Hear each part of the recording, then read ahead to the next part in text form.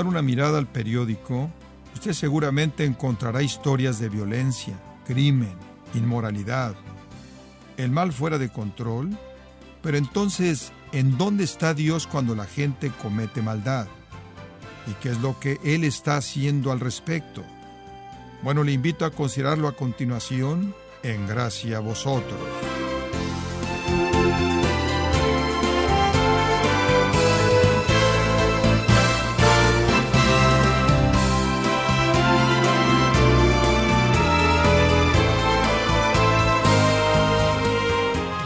Vivimos días muy difíciles, los actos de terrorismo parecen estar en aumento, los conflictos raciales parecen no cesar y la sociedad continúa definiendo la línea entre el bien y el mal, con consecuencias muy graves. Sin embargo, ¿dónde está Dios durante los tiroteos en las escuelas, asesinatos, rebeliones y otros actos de maldad? ¿Cómo castigará la maldad?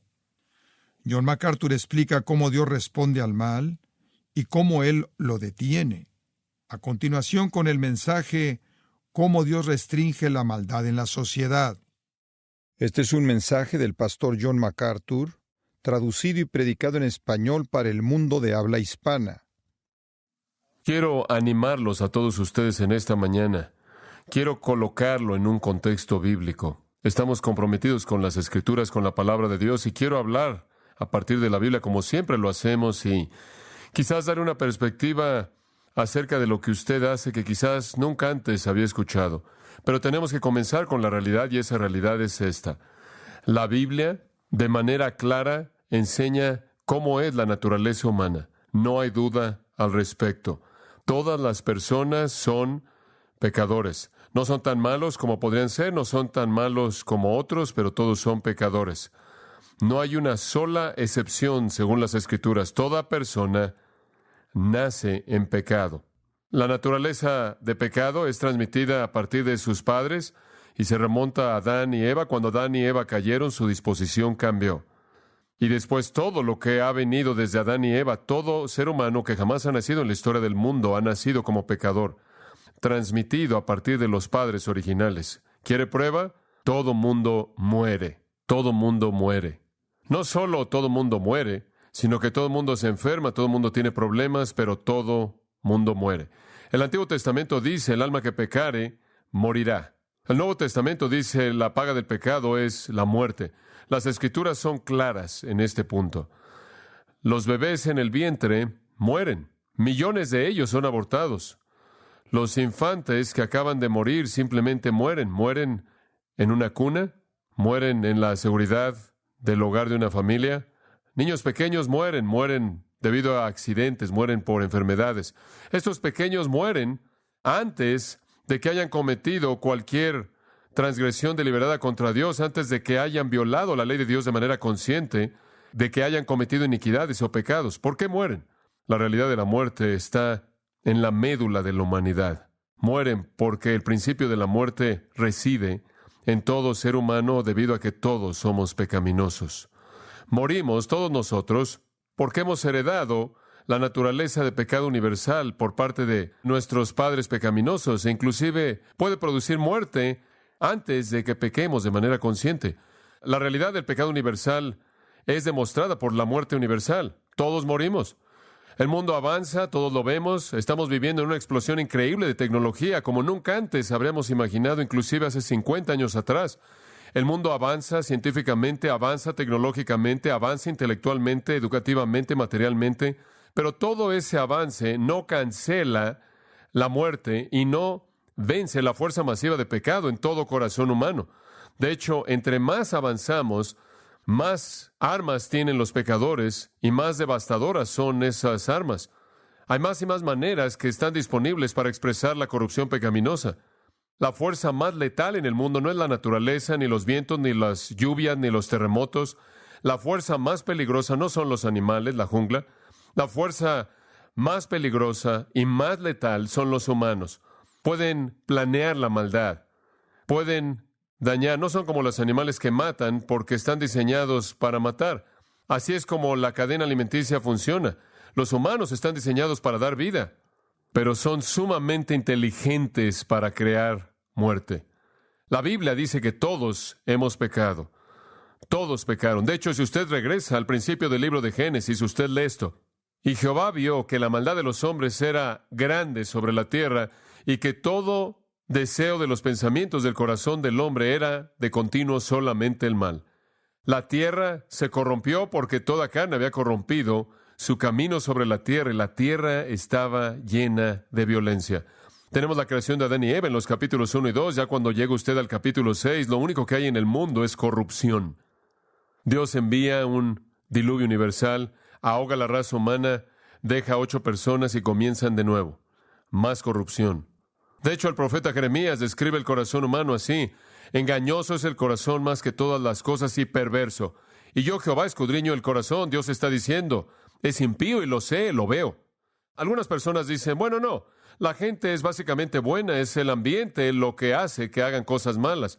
Bueno, escuche las palabras de Jesús. Jesús, por cierto, como Dios, fue el creador y Él conoce su creación. Esto es lo que dijo.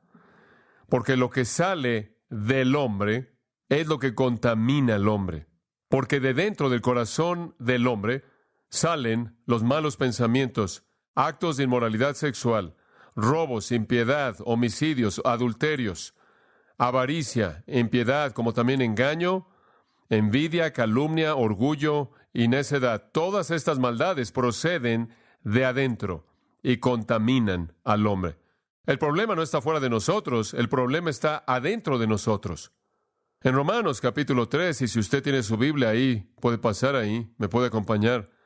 En Romanos capítulo 3, el apóstol Pablo está escribiendo y él resume lo que las Escrituras del Antiguo Testamento dicen del hombre y del pecado. En Romanos 3:10, no hay justo ni aun uno. No hay quien entienda, no hay quien busque a Dios. Todos se desviaron, a una se hicieron inútiles. No hay quien haga lo bueno, no hay ni siquiera uno.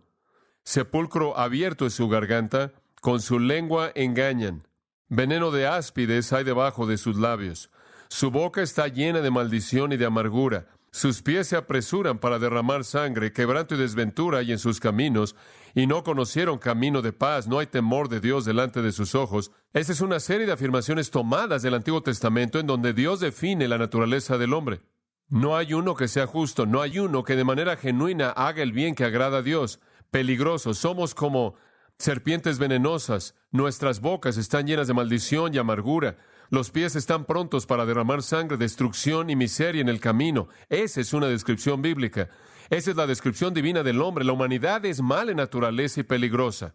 Entonces, el desafío más grande que enfrentan los humanos no es de la naturaleza, no es del ambiente, sino que es de sí mismo. Entonces, Dios tuvo que incorporar en la vida humana barreras, restricciones, para refrenar esta maldad, para refrenar esta corrupción, para someter la pasión y la expresión pecaminosa, para que el hombre pudiera tener una sociedad y ser civilizado y disfrutar de su creación y encontrar felicidad y paz y una medida de gozo y gratitud. Estas restricciones son absolutamente críticas. En donde estas restricciones operan como Dios quiso que operaran, la vida es buena, la gente disfruta de las gracias comunes, la vida es rica y Dios es agradecido. En donde estas restricciones son atacadas, corrompidas, disminuidas, objeto de rebelión, la sociedad está al borde de la autodestrucción. Lo que es elemental en el bienestar de la humanidad son estos 4 refrenos poderosos. Se las voy a nombrar y les voy a dar una explicación. Número 1, la conciencia. La conciencia. Esta es una autoridad personal, esta es una restricción personal, esta es una fuerza personal. Y en Romanos capítulo 2, estamos viendo el capítulo 3, podemos regresar un capítulo antes. Hay algunas palabras interesantes. El versículo 11 dice, porque no hay parcialidad con Dios. El tema es el juicio aquí, el tema es el juicio divino. Dios juzga imparcialmente. Y alguien podrá decir, bueno, espera un momento. Si Dios va a juzgar a pecadores, ¿cómo Él puede juzgarlos por igual cuando algunos tienen la ley escrita de Dios y han violado esa ley? Algunos ni siquiera saben acerca de Dios, nunca han oído de las Escrituras, no saben nada acerca de su ley escrita. ¿Cómo Él puede juzgarlos sin parcialidad? Si todos los humanos son pecaminosos y todos los humanos deben ser juzgados por Dios como pecaminosos, ¿cómo puede Él ser imparcial? Aquí está su respuesta. Porque todos los que pecaron sin la ley, refiriéndose a la ley escrita, sin tener las Escrituras mismas, perecerán sin la ley, serán juzgados y condenados, aunque nunca han tenido la ley escrita. Todos los que pecaron teniendo la ley serán juzgados por la ley. ¿Cómo puede ser eso? Escuche, porque cuando las naciones, los gentiles, que no tienen la ley escrita, instintivamente hacen las cosas de la ley, estos, no teniendo la ley escrita, son ley para sí mismos y muestran la ley escrita en sus corazones. Esa es una afirmación muy importante. Todo ser humano tiene un sexto sentido. Yo sé que usted ha oído eso. Esa es algún tipo de noción de clarividencia en nuestra cultura, pero me gustaría ofrecerle un sexto sentido legítimo que puede incluirse con los otros 5. Y no es algún tipo de entendimiento trascendental, de tal manera que usted puede oír a la gente muerta hablar. ¿Muy bien? Cuando hablo de un sexto sentido, estoy hablando de uno que es afirmado aquí en este pasaje. Todo ser humano tiene la ley de Dios escrita en el corazón. Todo ser humano llega a este mundo conociendo la diferencia entre lo que está bien y lo que está mal. Usted se acuerda cuando Adán y Eva estaban en el huerto y Satanás vino y dijo, adelante, coman. Dios había dicho, no coman de ese árbol del conocimiento o conocerán el bien y el mal. Bueno, desobedecieron, comieron y Génesis 3:22 dice, distinguieron el bien del mal. Y así, con la misma certeza como Adán y Eva transmitieron su pecaminosidad a toda generación, también transmitieron la ley innata de Dios, así como ellos les transmitieron los 5 sentidos normales a sus hijos, y de manera subsecuente a todo ser humano, también transmitieron el conocimiento del bien y del mal. Esto es parte de lo que significa ser humano. Todo mundo conoce lo que está bien y lo que está mal. La moralidad divina es revelada en el corazón. Algunas personas, los judíos en particular, y otros que tienen las Escrituras, pero aquí se está haciendo referencia a los judíos, a quienes las Escrituras del Antiguo Testamento fueron dadas. Tenían la ley de Dios escrita, pero ¿qué hay acerca de aquellos que no? Tienen la ley de Dios en sus corazones al grado que saben lo que está bien y lo que está mal. Eso es suficiente para que Dios haga un juicio. De hecho, allá atrás en Romanos 1, versículo 20, dice, es tan suficiente que cuando son juzgados por su inmoralidad y juzgados por su impiedad, no tienen excusa. No tienen excusa, no hay excusa. Estoy seguro que eso se manifiesta en la realidad siempre en la vida, que ¿cuántas personas conocen el Código Penal? Muy pocas personas podrían tener algún tipo de conocimiento innato del Código Penal, pero hombre, si saben algo que no deben hacer en el Código Penal, sea que hayan venido de otro país o de otra nación, sea que sean extranjeros a la cultura estadounidense, saben lo que está bien y lo que está mal. La ley está escrita de manera instintiva, esa es la palabra aquí. La ley está escrita en sus corazones. De manera instintiva hacen las cosas escritas en la ley. Esa es la realidad universal. Los animales no tienen ley, los animales no tienen moralidad, no tienen conciencia de sí mismos y por ello no sienten culpabilidad. Hacen lo que los animales deben hacer. La gente tiene un sexto sentido, la capacidad de conocer lo que está bien y lo que está mal. El sentido ético es parte del ser humano, la ley en el corazón. Y hay un mecanismo que Dios ha colocado en todo ser humano que respuesta a cómo reaccionan a esa ley, y eso también está en el versículo 15. Su conciencia dando testimonio y su pensamiento acusándolos o defendiéndolos. ¿Cómo funciona esto entonces? Toda persona tiene la ley de Dios escrita en el corazón. Eso es un conocimiento de lo que está bien y lo que está mal. Eso es parte del ser humano. Usted sabe lo que está mal, usted sabe lo que está mal. Eso es dado por Dios. Y tiene usted un mecanismo. El mecanismo es llamado la conciencia. La conciencia es algo que Dios le ha dado a todo ser humano para reaccionar a esa ley. Cuando usted viola esa ley en el corazón, usted es acusado por su conciencia. Todos hablamos de eso. Alguien tuvo una conciencia culpable. Solía ser que los mentirosos en tribus eran identificados al colocarles fuego en su lengua porque ellos podían saber si alguien estaba mintiendo porque no había saliva y eso quemaba su lengua. Hay un mecanismo en ser humano que produce temor, culpabilidad, ansiedad, terror, pánico. Algunas personas tienen una conciencia que les grita tanto y los tortura a tal grado que toman drogas, beben alcohol, se involucran en actividades extremas que producen adrenalina o cometen suicidio. La conciencia está ahí. La palabra griega para conciencia simplemente significa conocimiento de uno mismo. Es la conciencia de uno mismo, lo cual es solo humano. Ninguna otra parte de la creación la tiene. Cuando la gente hace maldad, su conciencia entra en acción y la conciencia es un sistema de advertencia. A nadie le gusta el dolor, pero todo el mundo está agradecido por ello, ¿verdad? El dolor es algo bueno. ¿Por qué es algo bueno? Porque le dice que usted tiene un problema. Si usted no sintiera dolor, se moriría sin remedio. Es crítico que usted sienta dolor. Ese es un regalo de Dios. El dolor es un regalo de Dios. Le dice que tiene que dejar de hacer lo que está haciendo. Necesita encontrar alguna ayuda, necesita remediar algo. La conciencia es dolor en el área moral. La conciencia le grita y le dice: detente, vas por un camino muy peligroso, detente, necesitas ayuda, no continúes en esta conducta. Es un regalo de Dios, es un regalo de restricción. Es el primer refreno de Dios que es parte de la sociedad humana para refrenar y someter a los pecadores. Este es el refreno elemental que Dios ha provisto al nivel individual para todo ser humano inicialmente viviendo en el mundo, que tiene este refreno incorporado en su vida. Pero oye, decimos de algunas personas, no tienen conciencia, ¿verdad? Decimos, este tipo de conducta, este tipo de acción, este tipo de crimen, ¿acaso este hombre no tiene conciencia? ¿Quieres decir que este regalo de Dios, esta ley escrita en el corazón, este mecanismo que reacciona a lo que hacemos con esa ley para acusarnos o defendernos, nos da sentimientos de temor o de bienestar? ¿Quieres decir que puedes alterarlo? Así es, usted puede alterar eso. En dos maneras usted puede alterarlo. Número uno, puede alterar la ley de Dios acerca de lo que está bien y lo que está mal, escrita en el corazón, al diseñar otra ley, al torcer, al pervertir, al revertir. Como el Antiguo Testamento dice, cambiar lo dulce por lo amargo por lo dulce, la luz por lo oscuro por la luz, lo bueno por lo malo por lo bueno. Usted puede simplemente revertir la moralidad, usted puede crear una nueva moralidad,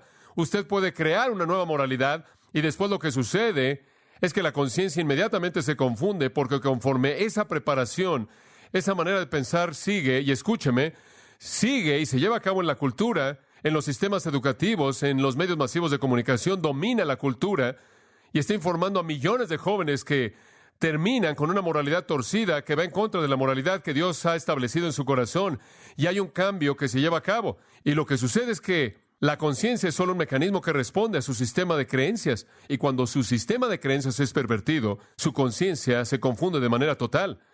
Entonces la gente hace cosas que decimos muestran una falta de conciencia, porque la conciencia no sabe cuándo acusarlos o cuándo afirmarlos. Algo más que usted también puede hacer es que puede hacer que la función de la conciencia sea legítima. Usted puede decir, no debes sentirte culpable, no debes sentir temor. Tú eres quien eres, debes sentirte orgulloso acerca de quién eres. Este eres tú, así es como debes vivir. Haz lo que quieras, nadie te puede decir lo que debes hacer. No debes sentirte culpable, la culpabilidad está mal. Hay libros psicológicos, muchos que dicen la culpabilidad es mala, sentirse culpable es malo. Ciertos pecados ahora son buenos, y si hablas en contra de esos pecados, eres malo. Todo se revierte y después jugamos juegos con una conciencia confundida al hacer que la culpabilidad no sea legítima, lo cual hace que el temor no sea legítimo, y la ansiedad, la cual es el primer nivel de refreno, y así se lleva a cabo todo el tiempo. Entonces, por parte de los pecadores, individual y colectivamente, hay un esfuerzo masivo por cambiar la ley de Dios escrita en el corazón que toda persona conoce, torcerla, pervertirla, revertirla, hacer que las cosas malas se vean buenas y las cosas buenas se vean malas, y después un esfuerzo masivo por hacer que la culpabilidad, el temor y la ansiedad no sean legítimas, en base a que así eres tú, tienes el derecho de ser como eres, pensar lo que quieras, hacer lo que quieras, no dejes que nadie te diga algo diferente. Ahora, esencialmente usted acaba de desatar a un pecador sin restricción personal. Destruye usted la ley moral de Dios que Él ha incorporado en el alma de todo individuo, y como puede ver, la conciencia es ilegítima, y usted ha matado el primer refreno. El segundo refreno que Dios ha creado es la familia. La familia. Mientras que la conciencia es un refreno personal, la familia es un refreno a nivel de relaciones. La familia es el cimiento de la sociedad, la familia es el cimiento de la civilización. Dios ha establecido que la familia sea un lugar amoroso, de verdad, ejemplar, que refrena la maldad en la siguiente generación. Un animal nace y vive por sí solo minutos u horas o inclusive unos cuantos días después de que nació. Los humanos nacen y ni siquiera pueden caminar por un año más solos. Necesitan ser cargados. Es tan importante que tengan relaciones fuertes, vínculos, amor y apoyo.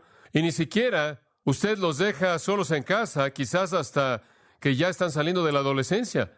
Y algunos, usted sabe, nunca dejan la casa, usted sabe.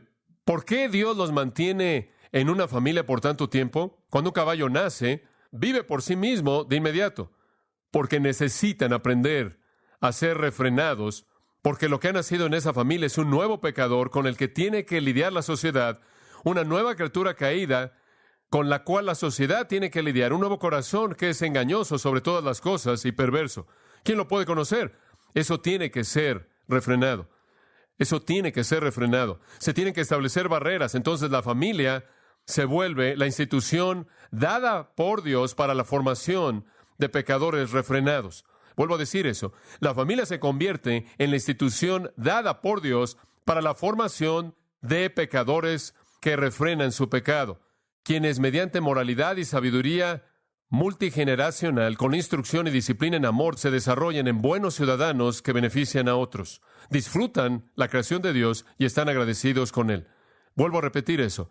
La familia es la institución dada por Dios para formar pecadores que refrenan su pecado, quienes mediante la moralidad y sabiduría multigeneracionales, con instrucción y disciplina en amor, se desarrollan hasta llegar a ser buenos ciudadanos que benefician a otros, disfrutan la creación de Dios y están agradecidos con Él. Muchos de ustedes que trabajan en el área legal, en la aplicación de la ley, fueron creados en ese tipo de familia o estuvieron bajo influencias que les dieron eso, y esa es la razón por la que ustedes se apegan a la justicia y a la ley y lo que es correcto. Y ustedes son un beneficio a la sociedad, y ustedes hacen que la gente esté agradecida por la provisión y protección que ustedes proveen. Para eso es la familia. ¿Cuál es el diseño de Dios para la familia? Génesis 2:24, aquí está. Dejará el hombre a su padre y a su madre, y se unirá a su mujer, y serán una sola carne.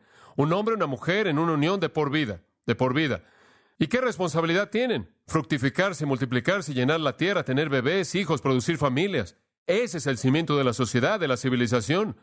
Es tan elemental que Dios dijo: aborrezco el divorcio, odio el divorcio. Lo que Dios ha unido no lo separa el hombre. Oh, claro, Dios, debido a la dureza de los corazones, dice la Biblia, lo permite bajo algunas circunstancias, pero lo odia porque devasta la sociedad. No es solo que es doloroso para un hijo o doloroso para un cónyuge, es devastador para una sociedad. Y entre más común es el divorcio, más despedazada está la familia y más disminuido es el refreno. En Deuteronomio capítulo 6, regresando a la ley de Moisés, encontramos la fórmula de Dios para refrenar a los pecadores en una familia. Escucha lo que dice Deuteronomio 6. Ahora este es el mandamiento, los estatutos y los juicios. Esto es serio. Estas no son sugerencias. Este es el mandamiento, los estatutos y los juicios que Jehová vuestro Dios me ha mandado que les enseñe, para que los pongáis por obra en la tierra en la que entráis para poseerla. Los hijos de Israel están a punto de entrar en la tierra. Moisés, su líder, está hablando en nombre de Dios y dice: esto es lo que Dios les manda. Ustedes, sus hijos y sus nietos deben temer al Señor, guardar sus estatutos y sus mandamientos que yo les mando todos los días de su vida, para que sus días sean prolongados. Para eso es la familia. Los padres le enseñan a los hijos y a los nietos, hijas y nietas, la ley de Dios, y les enseñan a ser obedientes a sus estatutos y a sus mandamientos para que puedan vivir vidas largas. En el versículo 4 está el Shema, conocido para toda persona judía. Oye, Israel, Jehová vuestro Dios, Jehová uno es. Y amarás a Jehová vuestro Dios con todo tu corazón, con toda tu alma y con todas tus fuerzas. Y estas palabras que yo te mando hoy estarán sobre tu corazón. Amor a Dios, amor a sus mandamientos, amor a sus estatutos, eso es lo que los padres deben enseñarle a sus hijos. Y las enseñarás a tus hijos, versículo 7, y hablarás de ellas cuando estés en tu casa y cuando andes por el camino y cuando te acuestes y cuando te levantes. En otras palabras, los mandatos de Dios y amar a Dios, esas cosas deben estar en tus labios todo el tiempo. Al levantarte, al sentarte, al acostarse, al caminar. Esa es tu conversación constante. Los vas a atar como una señal sobre tu mano, lo cual significa aplica la palabra de Dios a tu trabajo. Y estarán como frontales sobre tu frente. Aplica la palabra de Dios a tu manera de pensar. Entonces, esto es lo que dices, esto es lo que haces, esto es lo que piensas. Y después, y las escribirás en los postes de tu casa. Si usted ha visto a gente judía ortodoxa en una casa, hay una mesusa en la puerta, una pequeña caja, y está este pasaje de las Escrituras recordándoles que cuando entran a la casa deben hablar del Señor, cuando salen de la casa deben hablar del Señor, amar al Señor su Dios con todo su corazón, alma, mente y fuerzas. Si usted llega a ver un rabino, algunas veces va a ver esta pequeña caja en su cabeza. Ese es el símbolo de este pasaje. Y adentro de ello está el mismo pasaje. Usted va a ver tiras en sus brazos y una pequeña caja en su brazo. Eso es lo mismo.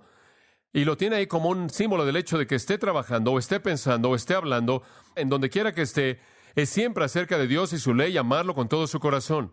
Y eso es lo que le enseña a su familia. Eso es lo que le enseña a su familia. Los 10 mandamientos en Éxodo 20, el 5º mandamiento es este: honra a tu padre y a tu madre para que tus días sean prolongados en la tierra que Jehová te ha dado. Honra a tu padre y a tu madre y te voy a dar una vida larga. Entonces los padres tienen la responsabilidad dada por Dios de enseñar. A los hijos se les da la responsabilidad de honrar a su padre y a su madre y vivir una vida larga. Levítico 19:3 dice: cada uno de vosotros debe reverenciar a su padre y a su madre. No solo obedecer, sino honrar y reverenciar. Después, el otro lado de esto, Deuteronomio 27:16, maldito es el que deshonra a su padre y a su madre. Maldito es el que deshonra a su padre y a su madre. Este es un refreno poderoso a nivel de relaciones que Dios ha diseñado en el mundo. Padres fieles, padres justos que asumen la responsabilidad de enseñarle a sus hijos y a sus nietos acerca de Dios, amar a Dios, obedecer a Dios, e hijos que responden al mostrar honra a sus padres. Esa es una familia que transmite la justicia de una generación a la siguiente. Esta instrucción específica, el libro de Proverbios, en algún momento lee el libro de Proverbios. Comienza en el capítulo 2, lee a lo largo del capítulo 7. Todo capítulo comienza: hijo mío, o hijos míos, oye la instrucción de tu padre, oye la instrucción de tu madre. Capítulo tras capítulo, tras capítulo, tras capítulo, tiene que ver con todo tipo de cosas. Tiene que ver con el dinero, acerca de relaciones, acerca de las amistades que escoges, acerca de mantenerte alejado de la mujer adúltera, acerca de cómo ordenas tu vida, acerca de honrar a tus padres, capítulo tras capítulo tras capítulo. Esto es la familia, y la familia es un regalo de Dios.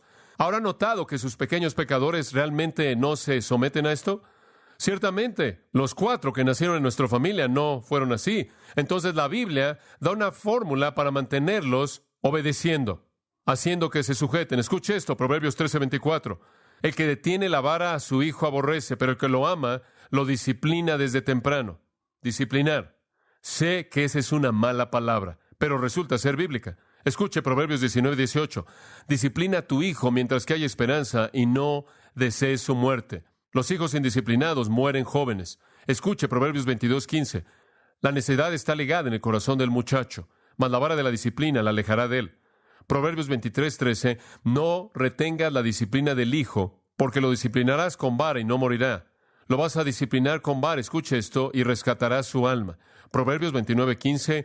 La vara de la disciplina da sabiduría, pero el hijo consentido avergüenza a su madre.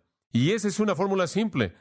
Padres casados, hombre y mujer, ámense los unos a los otros, amen a Dios, enseñen justicia, enseñen a los hijos a honrar a Dios, a hacer lo que está bien, implementen eso con disciplina amorosa. No estamos hablando de abusar de los hijos, estamos hablando de una disciplina amorosa, correctiva, que asocia una medida de dolor con la desobediencia. Esa es una manera muy importante de preparar a la gente. En Efesios capítulo 6 leemos esto: hijos, obedeced a vuestros padres en el Señor, porque esto es justo. Honra a tu padre y a tu madre, que es el primer mandamiento con promesa, el único de los 10 mandamientos que promete una vida larga. Y padres, no provoquéis a ira a vuestros hijos, no se excedan, sino creadlos en la disciplina y amonestación del Señor. Instrucción con disciplina. Tenemos una cultura juvenil, indisciplinada, rebelde en extremo, que está totalmente aislada de sus familias. Ese es el producto de todo tipo de familias despedazadas, quebrantadas, o simplemente no familias que usan las violaciones al 5º mandamiento como una placa de honor. Simplemente escuche algo de la música rap y cómo se refieren a sus madres. La destrucción del matrimonio, la destrucción de la familia despedaza este refreno diseñado por Dios. Entonces, sea que usted esté destruyendo el matrimonio o que no esté instruyendo a los hijos en un hogar cohesivo, o sea que no esté disciplinándolos, o sea que esté pervirtiendo la ley de Dios escrita en el corazón y torciéndola, o sea que esté confundiendo y callando las conciencias, usted simplemente está moviendo a la sociedad hacia su propia muerte. Últimamente he estado leyendo acerca del nihilismo. Nihilismo. Esa es una palabra filosófica extrema. Esto es lo que significa: rechazo total de leyes e instituciones establecidas. Rechazo total de leyes e instituciones establecidas. Otro diccionario dice: destrucción total y absoluta hacia el mundo en general, inclusive uno mismo. Este es un precursor al colapso del orden social y lo que podría ser una revolución sangrienta. Hacemos lo que podemos por proteger la ley de Dios en el corazón y la conciencia de la familia. Ahora quiero llegar al tercer refreno que Dios nos ha dado: autoridad civil. Autoridad civil. Y aquí es donde todos ustedes entran. Este es un refreno social.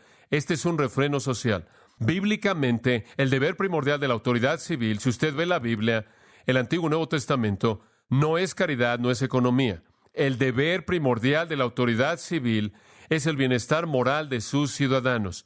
Es refrenar a los pecadores y recompensar a aquellos que hacen el bien para que podamos vivir de una manera civilizada, disfrutando de una medida de paz y gozo en la vida y la creación de Dios. El gobierno civil usa una amenaza inclusive más fuerte. La ley de Dios en el corazón tiene una amenaza, la conciencia, que produce culpabilidad. La familia tiene una amenaza, la vara, con la cual disciplinamos al hijo desobediente. El gobierno civil tiene una fuerza inclusive más fuerte, inclusive una fuerza mortal si es necesario. El gobierno civil es una institución ordenada por Dios para refrenar a pecadores.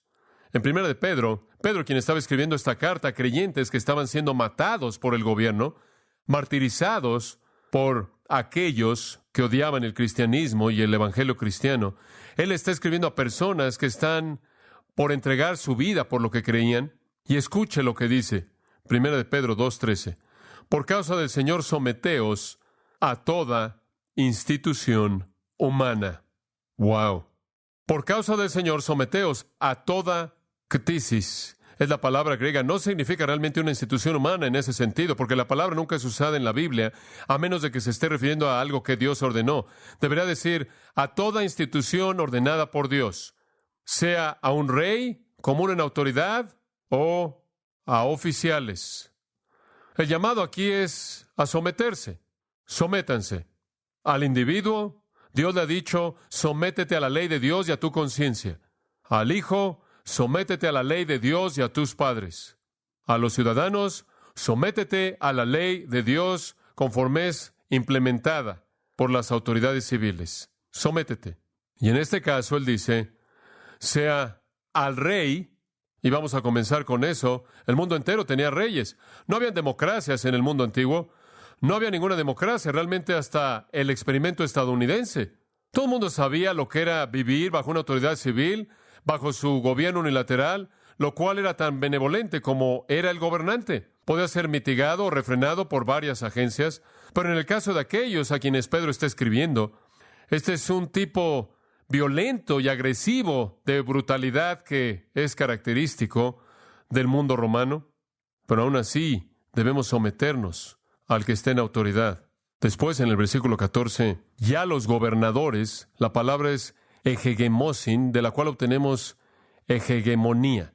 Egegemonía es una palabra en español que significa líderes. Algunas veces quizás haya leído acerca de una egegemonía. Egegemonía es un término que describe una nación sometiendo a otras naciones. Egegemonía. Es una palabra interesante, una palabra muy interesante. Puede referirse en el sentido general en algunos idiomas a liderazgo. Hegemonía puede ser liderazgo, pero particularmente es usada para referirse a una nación ejerciendo liderazgo sobre otras naciones. Estados Unidos siempre realmente ha sido bueno en esto. Hemos sido líderes benevolentes de muchas naciones. Todavía lo somos, ¿no es cierto? Estados Unidos es benevolente por todo el planeta. Nos aseguramos de que naciones que no pueden sostenerse a sí mismas económicamente reciban ayuda de nosotros. Cuestionamos algunas veces nuestra benevolencia con respecto a dónde o cómo se usa el dinero, o a dónde va y qué hace. Siempre hemos entendido la hegemonía en el sentido de que nosotros como nación, a quien Dios ha bendecido de manera singular y que se ha vuelto tan próspera y tan productiva y tiene tanto, puede ser usada por Dios para ayudar a otras naciones. Hemos hecho eso. Y por otro lado, y creo que de manera apropiada, esta responsabilidad del gobierno no es solo para el beneficio de otras naciones, sino para la protección de otras naciones. Estados Unidos siempre ha entendido eso. Sus raíces cristianas nos han llevado a esa verdad. Y a lo largo de la historia de Estados Unidos, no hemos estado contentos con dejar de castigar a los malhechores en nuestras fronteras. Hemos estado listos para ir a cualquier lugar en el mundo en donde la maldad ha sido perpetrada en contra de personas inocentes, y hemos podido hacerlo porque tenemos la fuerza, porque tenemos el poder, porque tenemos la capacidad de entrar y detener eso. Hemos actuado de esa manera benevolente, hemos actuado de esa manera a nivel militar, y el mundo ciertamente se ha vuelto un mejor lugar para todas esas actividades. ¿Cuál es el propósito de este liderazgo? Continúe leyendo 1 de Pedro 2:14 y 2 hegemones son líderes, como por él enviados para castigo de los malhechores y alabanza de los que hacen bien. Entonces nosotros como individuos, oficiales, líderes en la policía, implementación de la ley. Queremos honrar a aquellos que hacen lo correcto. Ustedes deben recompensar a los ciudadanos que son buenos y ustedes lo hacen. Hacemos eso a una escala internacional al dar dinero, cantidades enormes de dinero de manera constante a naciones que consideramos que están haciendo las cosas correctas, haciendo lo que está bien, beneficiando a sus ciudadanos que están trabajando duro en eso. Pero al mismo tiempo usted también castiga a los malhechores. Por cierto, la palabra castigo ahí es, de hecho, la palabra griega para venganza. Dice usted, bueno, ¿acaso la Biblia no dice, mía es la venganza, dice el Señor? ¿No es Dios el que es el vengador? Sí, Dios es el vengador, pero Él ha delegado su venganza a ustedes. Él le ha delegado su venganza a los líderes que representan al gobierno para el castigo de los malhechores, para el castigo de los malhechores y alabanza de los que hacen bien. Porque esta es la voluntad de Dios. Ese es simplemente algo sorprendente en qué pensar. Dios lo ha colocado en donde lo ha colocado usted y le ha delegado a usted la responsabilidad de refrenar a pecadores al recompensar el bien y castigar el mal. Y Dios ha hecho lo mismo a nivel militar. Y eso ha sucedido a nivel global. Yo iría al punto de decir que inclusive un policía local que sabe que podrá detener un crimen y no lo hiciera, fracasaría en cumplir con su deber. Ustedes lo saben. Un departamento de policía que supiera acerca del crimen y no hiciera nada por detenerlo, no cumpliría con su deber. Y yo iría al punto de decir que una nación que sabe de un crimen mortal y no hace lo que puede hacer, no ha cumplido con su deber. Al que sabe hacer lo bueno, dice la Biblia, y no lo hace, le es pecado. Y esta sumisión al gobierno es universal, porque el mandato dice, someteos a toda institución humana. Y ahora recuerde, en el momento en el que Pedro escribe esto, estos creyentes estaban siendo acusados de rebelión contra Roma. Estaban siendo acusados de ateísmo porque no adoraban a César. Estaban siendo acusados de canibalismo porque, debido a la mesa del Señor, la cual la gente malinterpretaba. Estaban acusados de inmoralidad, incesto, de dañar el comercio, de echar a perder los hogares porque alguien venía a Cristo y la otra persona no venía a Cristo y sería un matrimonio difícil. Estaban acusados de odiar al mundo, de ser desleales a César. Inclusive eran acusados de guiar una rebelión de esclavos. Nada de esto fue verdad. Todo era mentira, pero fueron martirizados por esas acusaciones. Sin embargo, Pedro dice, sométanse. ¿Por qué? Porque Dios ha colocado el gobierno civil, inclusive con sus fallas, inclusive cuando llega a torcerse, y lo ha colocado para refrenar la maldad. No va a ser perfecto, pero nos sometemos. Es Dios quien lo diseñó, mantiene a la sociedad segura.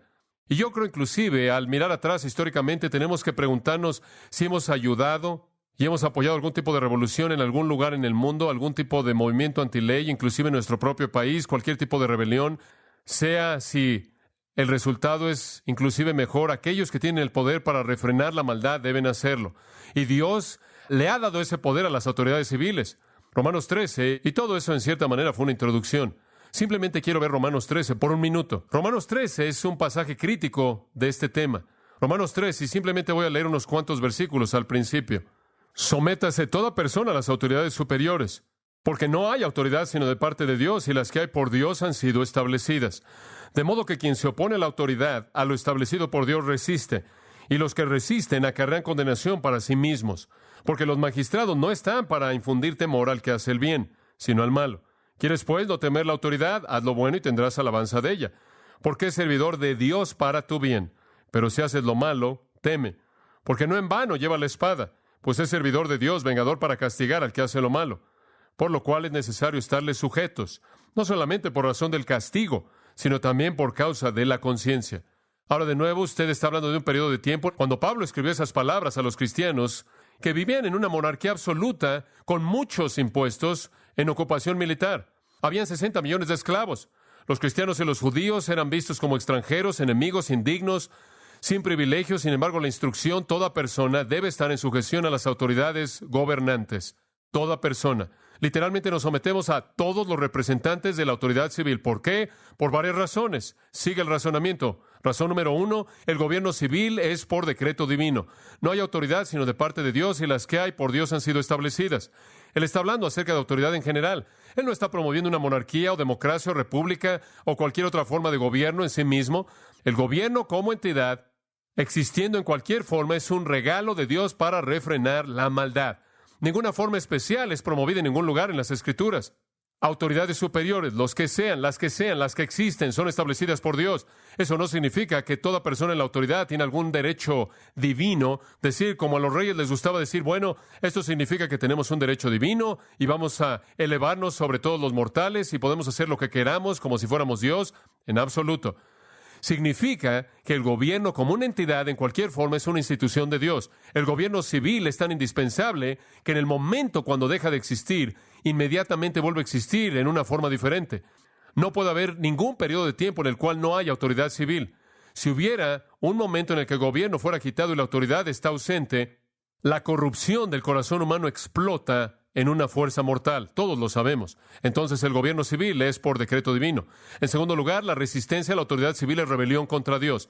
Versículo 2, los que se oponen a la autoridad se oponen a la ordenanza de Dios. Se han opuesto a la ordenanza de Dios. Número 3, serán castigados y los que se oponen recibirán condenación en sí mismos. Usted se opone a la autoridad civil y será castigado por la autoridad civil y eso inclusive por Dios. Pero quiero que llegue al versículo 3 y 4. Porque los magistrados, los arcontes, aquellos investidos con poder, en su caso la policía, no están para infundir temor al que hace el bien, sino al malo. ¿Quieres, pues, no temer la autoridad? Haz lo bueno y tendrás alabanza de Dios, porque, escuche esto, es servidor de Dios. Yo sé que ustedes pasan tanto tiempo enfrentando lo malo, pero la realidad es que usted, al enfrentar lo malo, produce el bienestar para el resto de la gente. Entendemos eso. Es algo noble lo que ustedes hacen, es algo noble. Ustedes son servidores de Dios para bien. Un servidor de Dios, un vengador que trae ira en contra del que practica maldad. Eso es lo que usted hace como policía. Pero usted es un ministro, un servidor de Dios. ¿Por qué? Dios ordenó el gobierno y Dios delegó la autoridad para ejecutar ese gobierno a través de usted. Solo hay dos profesiones en la Biblia que son llamados servidores de Dios. La mía y la de usted, eso es todo. ¡Qué llamado tan noble y exaltado! ¡Qué llamado tan noble y excelso! Usted es un ministro de Dios, un servidor de Dios para refrenar a pecadores, para castigar a malhechores, para traer venganza en contra de los malhechores, para traer el bien en todo mundo. Simplemente quiero que note una afirmación en la mitad del versículo 4. El gobierno no lleva la espada para nada. Wow, usted tiene una espada. A nivel personal, tenemos una conciencia. A nivel familiar, tenemos una vara. Ustedes tienen una espada. La espada no es para pegarle a la gente, es un arma mortal. Su espada es un revólver. Usted no tiene esa espada para nada, es un arma mortal. Dios les ha dado a ustedes la amenaza definitiva, el arma definitiva que ocasionalmente debe ser usada para refrenar la maldad, y Dios apoya eso. Génesis 9:6, Dios dijo esto: el que derramare sangre de hombre, por el hombre su sangre será derramada. Pena capital. Usted toma una vida hecha a imagen de Dios y usted entrega su vida. Cuando Pedro tomó su espada y quiso defender a Jesús, él le dijo: guarda tu espada, porque si vives por la espada, morirás por la espada. Él estaba firmando la pena capital. Si haces eso, si tú le quitas la vida a alguien, Pedro, vas a tener que entregar la tuya. Este es el refreno definitivo. Esta es la función de la policía en el sistema legal. Son ministros de Dios para bien que llevan la amenaza definitiva. La amenaza definitiva. Lo vemos extendido a nivel global en el ejército. Algunas veces llega esto.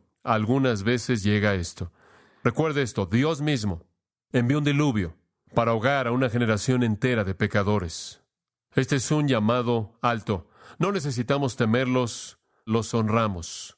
La razón por la que no los tememos es porque sabemos que ustedes son servidores de Dios. Creemos en la ley de Dios, creemos en la conciencia, creemos en la familia. Una madre y un padre creando hijos piadosos. Creemos en enseñarles a los hijos obediencia. Creemos en producir generaciones de personas que tienen sabiduría y entendimiento bajo disciplina. Creemos en la autoridad del gobierno para cumplir el propósito de Dios en el mundo. Somos llamados en la Biblia a ser ciudadanos modelos que viven una vida tranquila y en silencio. E inclusive iría más allá de nuestra obediencia. Oramos por aquellos de ustedes que están en autoridad sobre nosotros. Pablo dijo: oren por aquellos que están en autoridad sobre ustedes.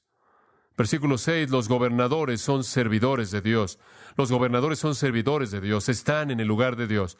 La conciencia está bajo ataque. La familia está bajo ataque. La autoridad civil está bajo ataque. Odio ver eso. Ustedes están sirviendo a Dios. Conforme la ley de Dios en el corazón es torcida, conforme la conciencia se desmorona, conforme la familia se desmorona, conforme la autoridad civil es atacada por la cultura, nos movemos hacia el nihilismo, el derrocamiento de todas las instituciones y una especie de suicidio. Entonces hacemos lo que podemos por proteger esas cosas. Hay un refreno final.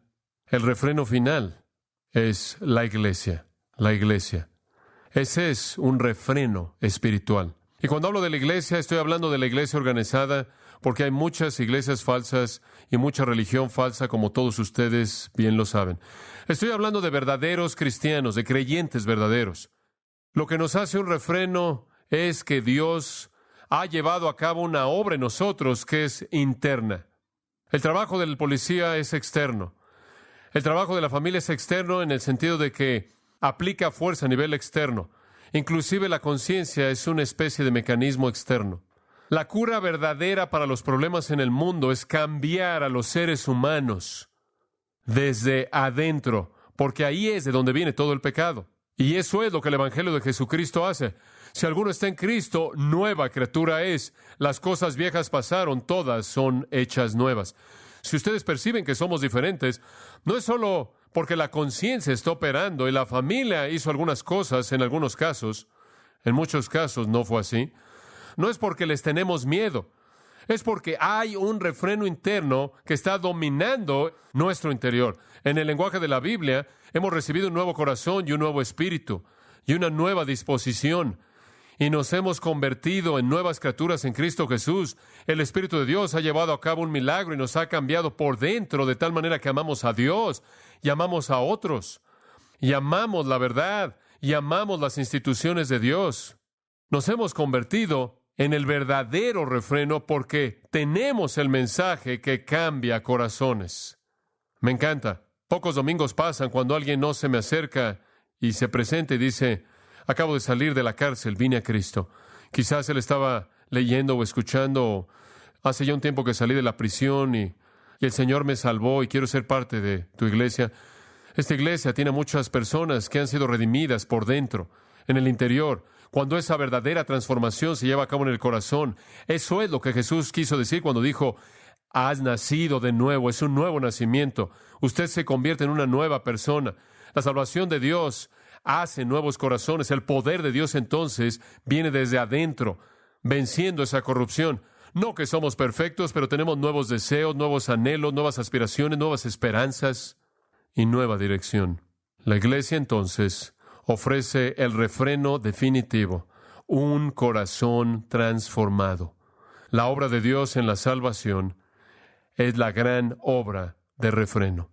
Padre, te damos gracias porque hemos podido estar juntos en esta mañana y hablar de nuevo de tu palabra y su verdad. Tantas cosas más, Señor, podríamos haber dicho y quizás deberíamos haber dicho, pero gracias por guiar y dirigir nuestros pensamientos el día de hoy. Gracias por estos servidores tuyos que han venido en esta mañana y que representan a miles y miles más. Gracias por el servicio que ellos prestan, que lleguen a conocerte, al que sirven a través de tu Hijo, nuestro Señor Jesucristo. Oramos por ellos, oramos por su bienestar, su seguridad, y oramos porque te conozcan a través de tu Hijo. Te damos gracias en su nombre. Amén. Para más información sobre los mensajes y libros del pastor John MacArthur y de los derechos legales de los mismos, puede acceder a la página en gracia.org.